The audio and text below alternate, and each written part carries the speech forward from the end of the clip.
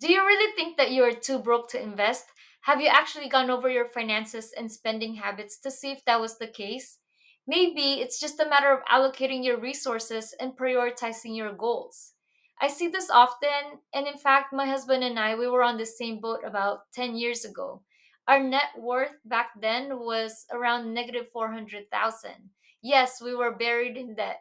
Just as a side note, for those who do not know, here are the three steps to calculate your net worth. First, list all of your valuable possessions, also known as your assets, like your house, cars, jewelry, cash, investments, etc., and add up their current market value or what you think it would sell for or what it's worth. This will represent your total assets. Second, add up all your debts, all the money that you owe. This will represent your total liabilities. Then, third, calculate your net worth by taking your total assets minus total liabilities. So, again, our net worth in 2014 was around negative $400,000. And our thoughts about money and debt back then included the following: we are always going to have a car payment. That is so not true. We haven't had a car payment since 2017. As long as we can cover our monthly expenses, we can afford it. That is also false. I've replaced this with if we can't pay for it in cash, then we can't afford it. I don't know where our money goes. We get paid, then poof, it's gone. Now I know exactly where our money goes, and we're very intentional about where to use it. I used to also say, I'll save money when I have more money, but that's just wrong. No matter how little money we make, we need to prioritize saving. Because remember that someone who makes $50,000 and saves 5,000 will always be richer than someone who makes a million and spends more than a million. We also used to think that renting is a waste of money and that we needed to buy our own house. But that's not always the case. There's a lot of things to factor in, and sometimes renting makes more sense. But here's something that we believed before and still believe now: we need to be generous, share our blessings, and help those who are in need. However, I do have to add that no matter what we do to help, we have to make sure that we don't hurt ourselves in the process.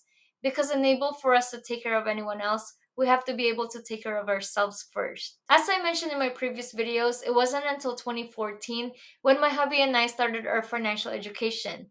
We started listening to Dave Ramsey about getting out of debt. And here are the steps that we took. First, we downloaded the Every Dollar app. This is a budgeting tool that you can use for free or you can use the paid version. Second, we took our latest bank statement and plugged in all of the money that we spent within each category listed in the Every Dollar app. This is just to get a starting point. Then we use that information to create a budget for the next month, knowing that we will need to make adjustments to it as we track our spending more closely.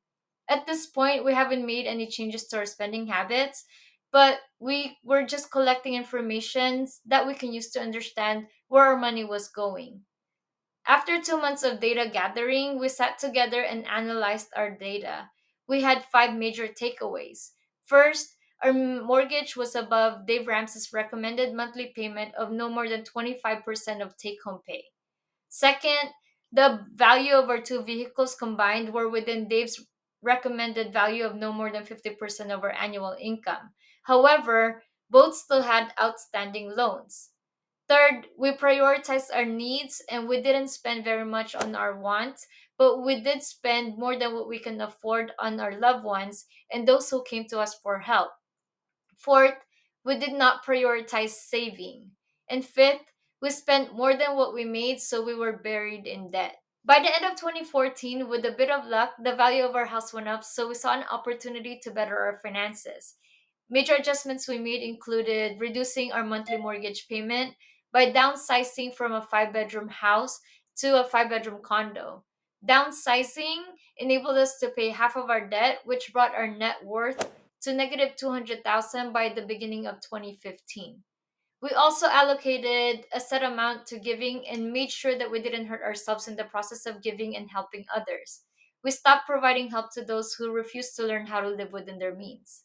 With the adjustments we made, we were able to prioritize paying off the rest of our debt, save, and invest. It wasn't smooth sailing after 2015. Getting out of debt was definitely the least fun part, but our temporary sacrifices brought us stability and financial peace that was worth the effort. We definitely needed Dave's humor and points of view to motivate my hubby and me to keep going. It was around 2017 when we finally crossed a positive net worth, and we have just been building wealth since. Even when everything shut down during COVID, which resulted with my husband losing his job, where he worked for about 19 years, we managed to continue to save, invest, and help those who needed help most. Considering our learning curve on personal finance and the financial setbacks we had since 2014, we're proud that we were able to turn our negative 400,000 net worth to a positive low seven figure net worth within 10 years.